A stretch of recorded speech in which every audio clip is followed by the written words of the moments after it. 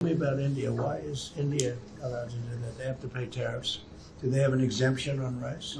No, sir. We're still working on their trade deal. So we'll, Yeah, but they should be dumping. I mean, I heard that from others. So you can't do that. There's a WTO case against India Give me right the now. give me the countries if you could. Go ahead. India. Who else? So Mark it India, down. What's your score? yes, sir. અમેરિકાના રાષ્ટ્રપ્રમુખ Donald ટ્રમ્પે ચૂંટણી પ્રચાર દરમિયાન કહ્યું હતું કે ડિક્શનરીમાં જો કોઈ તેમનો મનપસંદ શબ્દ કોઈ હોય તો તે ટેરિફ છે. આ પછી ડોનાલ્ડ ટ્રમ્પ ટેરિફ વિસ્ફોટ કરીને યુએસના અનેક સહયોગી દેશો પર ટેરિફ લગાવી દે છે. ભારત અને યુએસ વચ્ચે હાલમાં ટ્રેડ ડીલને લઈને વાર્તાલાપ ચાલુ છે. ત્યાં તો ડોનાલ્ડ ટ્રમ્પે ભારતના ચોખા પર ટેરિફ લગાવવાની હવે ચીમકી ઉચ્ચારી છે, જેનાથી ફરી એકવાર બંને દેશોના સંબંધોમાં તણાવ વધી શકે છે. નમસ્કાર, જમાવટ સાથે હું છું પાર્થ.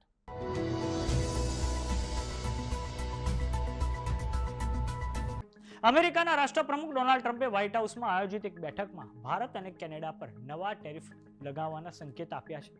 ડોનાલ્ડ ટ્રમ્પે આ ટિપ્પણીઓ ત્યારે કરી છે જ્યારે ત્યાં એગ્રીકલ્ચર સેક્રેટરી બ્રુકે રોલિન્સ હાજર હતા.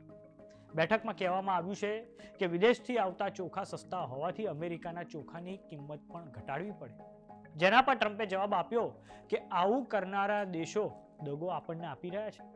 અમેરિકાની કેનેડી રાઈસ મિલના સીઈઓ મેરિલ કેનેડીએ ટ્રમ્પને જણાવ્યું છે કે ભારત, થાઇલેન્ડ અને ચીન સૌથી વધુ ચોખાનું ડમ્પિંગ અમેરિકામાં કરે છે અને ચીન વાયા પ્યોર્ટોરિકો આ ચોખા અમેરિકામાં મોકલે છે. ટેરિફની અસર થઈ રહી છે, પણ તે બમણા કરવાની જરૂર છે.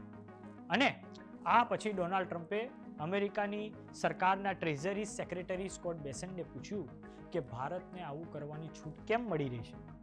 તેમણે ટેરિફ આપવો પડશે. શું ભારતને ચોખામાં કોઈ છૂટ આપણે આપી છે? જેના જવાબમાં સ્કોટ બેસેન્ટે કહ્યું કે ના સર, અમે હજુ વેપાર સોદા પર કામ કરી રહ્યા છીએ. ટ્રમ્પે ફરી કહ્યું કે ડમ્પિંગ ન થવું જોઈએ. તો આ જુઓ વિડીયો કે જે વ્હાઇટ હાઉસમાંથી સામે આવ્યો છે. but I wish I was here under better terms. I'll tell you, I think the rice industry thanks you sincerely for what you have done for the California rice market and to Japan. It has been monumental for our industry, but us in the South are really struggling. I mean, this is not just a crisis. I would say it's almost a market dynamics that really are true anti-competitive nature, right? So it follows what you sent out this weekend, and we do believe that countries are dumping rice into this country today. We've never seen imports this great. Which countries? India, Thailand, even China into Puerto Rico. Puerto Rico used to be one of the largest markets for U.S. rice. We haven't shipped rice into Puerto Rico in years. So this has been happening for years. This didn't start during your administration, but unfortunately, we're seeing it in a much bigger way now. The tariffs are working, but we need to double down because You want more? I mean, they're cheating, right? They're they're just Could I ask- subsidizing and then India. Tell me about India. Why is India allowed to do that? They have to pay tariffs. Do they have an exemption on rice? No, sir. We're still working on their trade deal. So we'll, Yeah, but they should be dumping. I mean, I heard that from others. So you can't do that. there's a WTO case against India Give me right now. give me the countries if you could. Go ahead.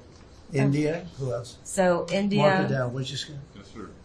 India, Thailand, China into Puerto Rico, not into the continental U.S., but into Puerto Rico. Those are the main culprits. So Puerto Rico used to do a lot of business, and now you're 100% Puerto Rico was U.S. based, all right. and So now easy to it's, settle. Okay. but there's others too, and I can get you a full list. as Give me well. a full list. Of course I can. All right. So Go ahead. થોડાક સમય અગાઉ રશિયાના પ્રમુખ Vladimir Putin ભારતની મુલાકાતે આવ્યા હતા. ભારત અને રશિયા વચ્ચે દરેક ક્ષેત્રે સહયોગ વધી રહ્યો છે. ત્યારે હાલમાં તો ભારત અને અમેરિકા વચ્ચે ટ્રેડ ડીલને લઈને વાર્તાલાપ ચાલુ છે.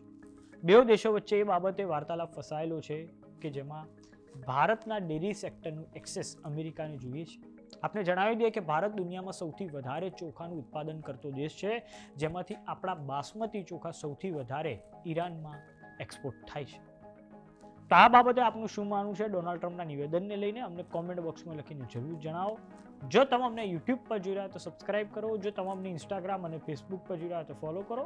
સાથે જ અમારી વોટ્સએપ ચેનલ આવી ગઈ છે, જોઈન કરવાનું ના ભૂલતા. નમસ્કાર.